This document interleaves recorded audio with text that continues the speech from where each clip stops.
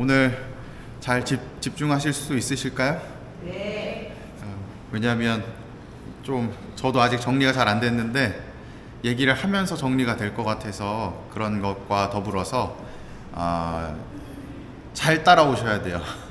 잘 따라와야 제가 뭔 말을 하려는지를 아실 겁니다.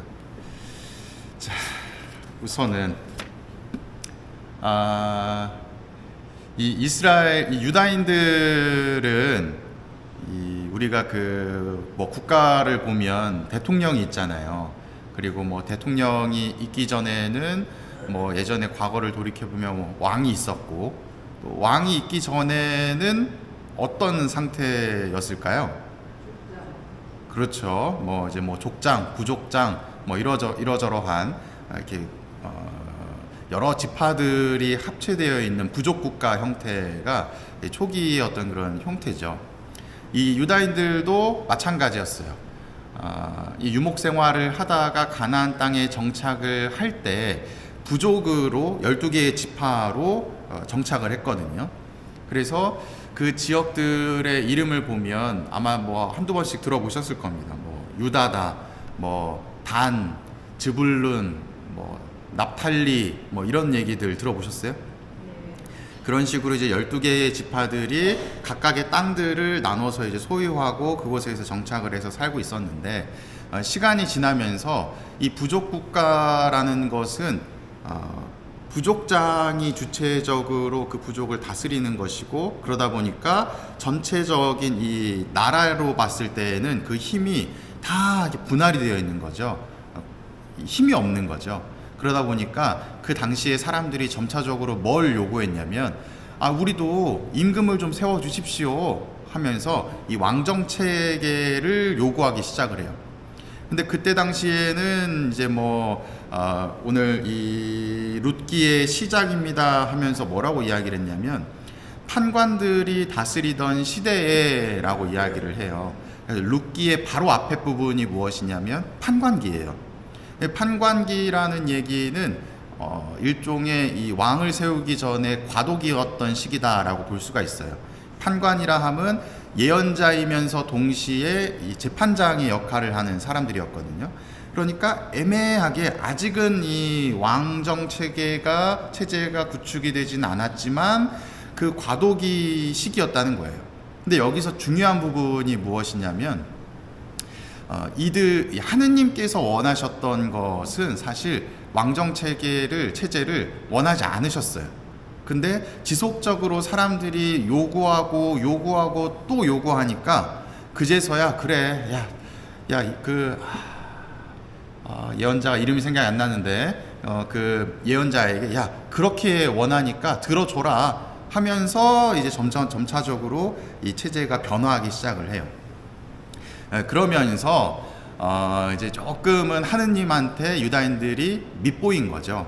그래서 이 신명기 23장 1절인가 2절에 보면 뭐 여러 이제 지파들 중에서도 뭐 어느 땅에 있는 사람들은 이제 이 총회에 못 들어온다 하면서 나오는 내용들이 있어요.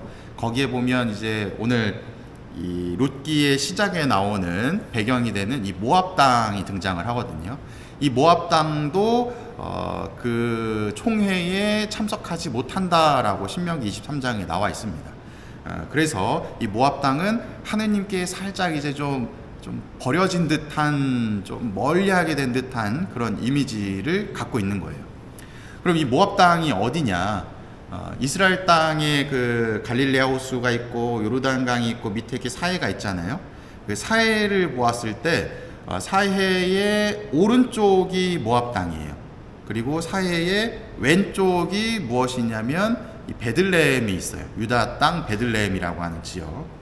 그래서 오늘 이 룻기의 내용을 보면 이 판관들이 다스리던 시대의 나라에 기근이 든 일이 있었다라고 이야기를 하는데, 이것이 하느님의 뜻을 따르지 않았기 때문에 생기는 벌이다라고 볼 수가 있습니다.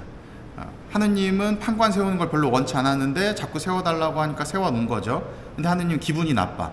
그래서 이제 기근이 생겼다라고 볼 수 있는 거예요.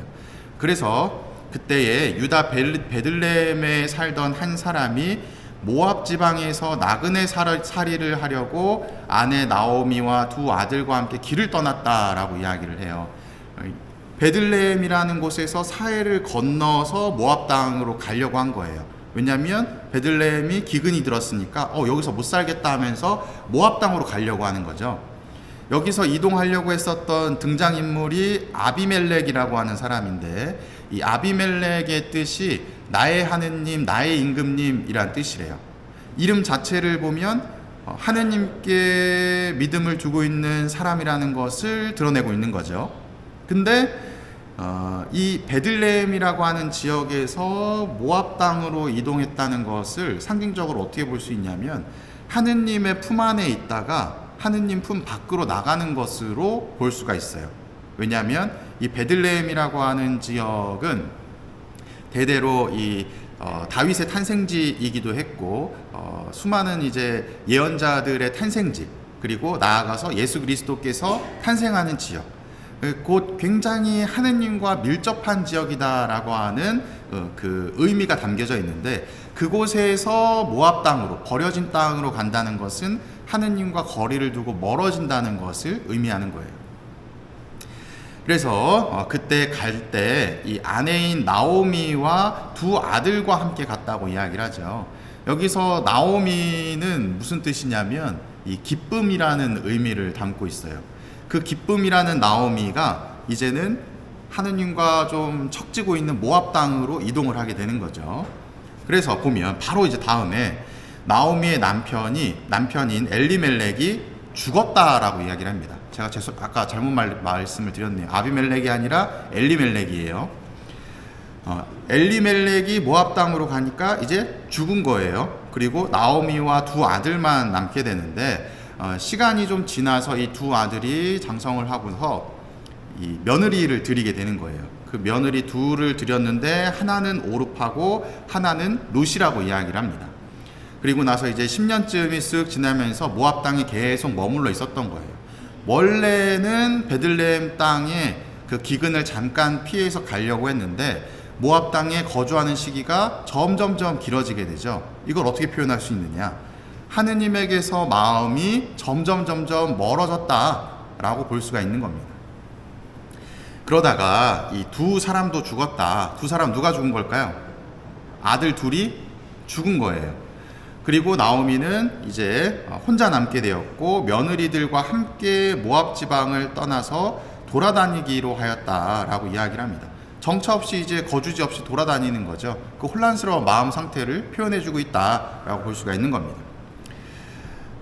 그리고 나서 이제 소식이 하나가 들려오는데, 주님께서 당신 백성을 돌보셔서 그들에게 양식을 베푸셨다는 소식을 모압 지방에서 들었다라고 이야기를 합니다. 그 소식을 들으니 이제 나오미가 무슨 생각이 들겠어요? 다시 돌아가야 되겠구나 라는 생각을 가지게 됩니다. 이곳에 머물까 아니면 돌아갈까 생각을 했을 때 돌아갈 수밖에 없었을 거예요. 왜냐하면 이 남편도 없고 자식도 없는 이 여인은 무언가 생계를 꾸릴 수 있는 것이 없었기 때문에, 더군다나 이방인 취급을 받고 있는 상태였기 때문에 이 모압 지방에 머물러 있는 것은 굉장히 큰 어려움이었겠죠. 그래서 이 나오미는 다시 돌아가려는 마음을 품게 됩니다.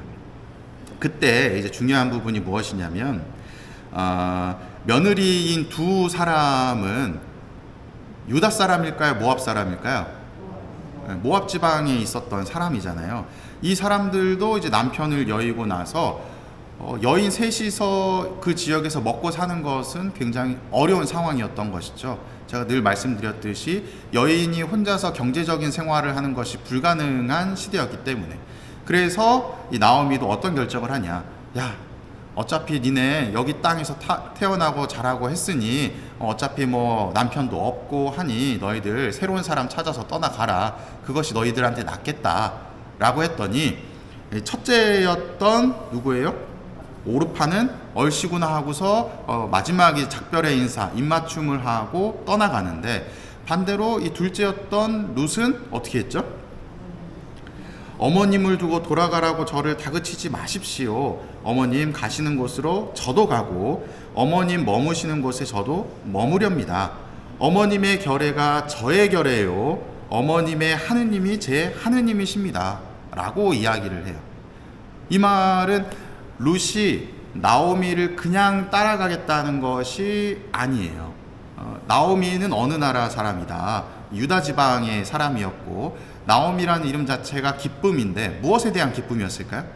하느님께 대한 기쁨이었겠죠.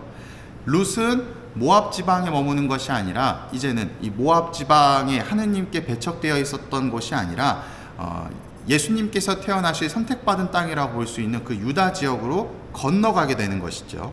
그리고 나옴이라고 하는 여인, 하느님의 기쁨이라는 이름을 지닌 그 여인과 함께 하겠다고 하면서 야훼 하느님을 나에게 받아들이겠다라고 하는 모습을, 그 의지를 표명해 주고 있는 겁니다.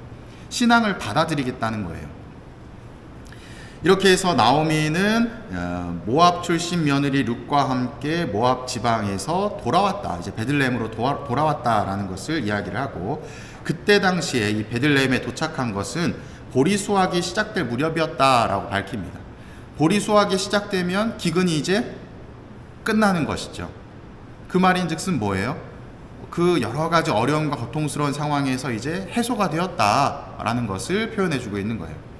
그래서 오늘 룻기의 이 시작 부분의 내용을 쭉 살펴보면 룻을 통해서 하느님께 멀어져 있었던 이 민족, 그 민족이 다시금 하느님께로 받아들여지게 되는, 그리고 받아들여지게 될 때에 무엇이 중요하냐, 하느님께 대한 믿음과 함께하려고 하는 의지가 동반될 때 받아들여지게 된다는 그 기저에 깔려있는 의미를 우리가 볼 수 있는 겁니다. 여기까지 이해가 되셨어요? 그리고 나서 이제 오늘 마테오복음을 보면 이 사두가이의 말문을 막아버리셨다는 소식을 듣고 바리사이가 이제 질문을, 바리사이들이 모여 있었고 그들 가운데 율법교사 한 사람이 예수님을 시험하려고 이제 질문을 던지죠. 율법에서 가장 큰 계명이 무엇입니까? 라고 이야기를 했더니 이 두 가지를 딱 이야기를 합니다. 첫 번째는 하느님 사랑이고 두 번째는 이웃 사랑.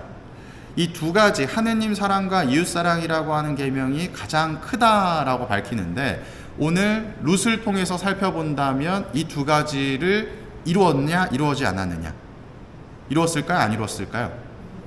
어떤 측면에서 이루었을까요? 룻은 나오미를 따라가고 베들레헴으로 감을 통해서 하느님에 대한 사랑을 표현한 거예요.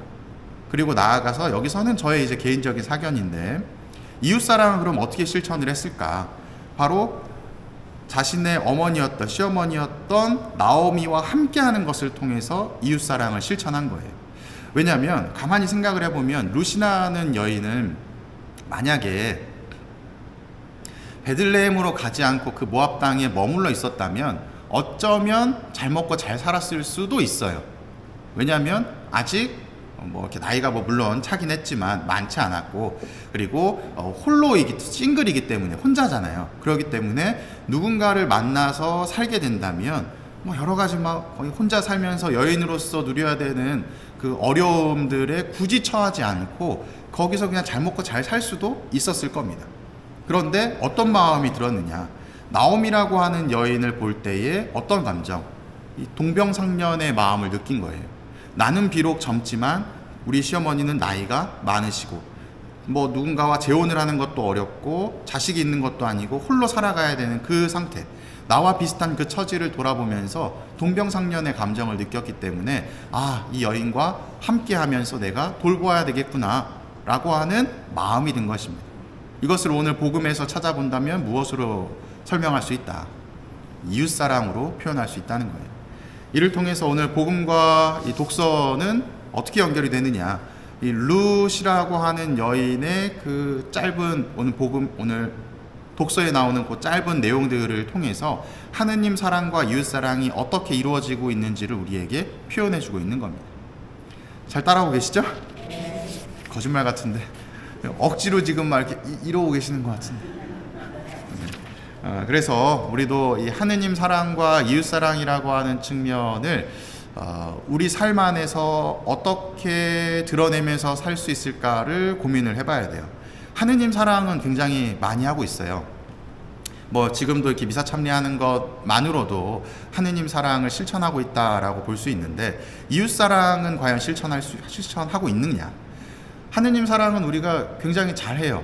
뭐 미사도 잘 나오고 기도도 잘하고, 근데 내 마음에 들지 않고 불편한 사람에게는 사랑 실천을 잘 하지 않죠. 잘 찾아가지도 않고 그 사람을 위해 기도하지도 않고. 이런 측면으로 보았을 때 정말로 내가 이웃 사랑 넘어서 하느님 사랑까지 하고 있는 것일까? 그런 모습, 그렇지 않다라고 여겨질 수 있지 않나 싶습니다. 우리는 하느님 사랑을 넘어서서 내 주변에 불편하고 마음에 들지 않는 사람들까지도 이해하고 포용할 수 있는 그 사랑의 감정을 지녀야 되지 않나 생각해 봐요. 내 주변에 내가 불편한 사람 누가 있는지 한번 떠올려 보시고, 또 그 사람을 받아들이기 위해서 나는 어떤 노력을 하고 있는지 돌아보시면 좋겠습니다. 사랑합니다.